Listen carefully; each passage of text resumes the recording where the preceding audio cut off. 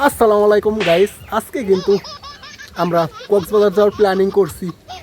তাই আপনাদেরকে দেখাবো কতদিন পর প্ল্যানিংটি আবার ক্লোজ হয়ে যাবে। গাইস গাইস 1 মাস পরে কিন্তু আমরা কক্সবাজার যাওয়ার জন্য প্ল্যান করছি। এই প্ল্যানটা কিন্তু 4 মাস পরে আবার বাতিল হয়ে যাবে ইনশাল্লাহ।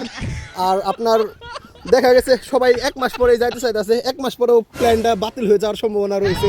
কারণ আমরা প্রতিবার এরকম প্ল্যান করে থাকি, আর প্রতিবার এইভাবে আমরা প্ল্যানটি বাতিল করে দিই। আর এই বাতিলের পিছনে কিন্তু কারণ থাকে অনেক। একজন বলে জামু জামু, আমি কিন্তু 100% কনফার্ম আমি জামুই, তারপরে সে আবার 200% কনফার্ম হয়ে যায় যে আমি জামু না। এভাবে অনেকেই বলে দেয়, সে কারণেই কিন্তু বাতিল হয়ে যায়।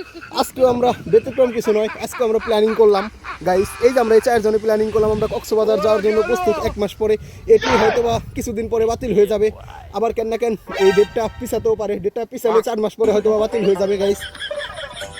বেঞ্চে বসে আমরা এই প্ল্যানিংটা করছিলাম। আজকে প্ল্যানিংটা কিন্তু এই ইসমাইল, আদিত আর রুবেল, এই মাহিম আছে, সে কিন্তু প্রেমিক পুরুষ, তার কারণে সে ঘুমটা দিয়ে রয়েছে। তার গার্লফ্রেন্ড দেখলে আবার শরম পাবে সে, এর কারণে। গাইস ওকে বাই, সবাই ভালো থাকবেন। ধন্যবাদ ভিডিওটি দেখানোর জন্য। নেক্সট যদি কোথাও প্ল্যানিং করি তাহলে আপনাদেরকে জানানো হবে ইনশাল্লাহ। Bye bye.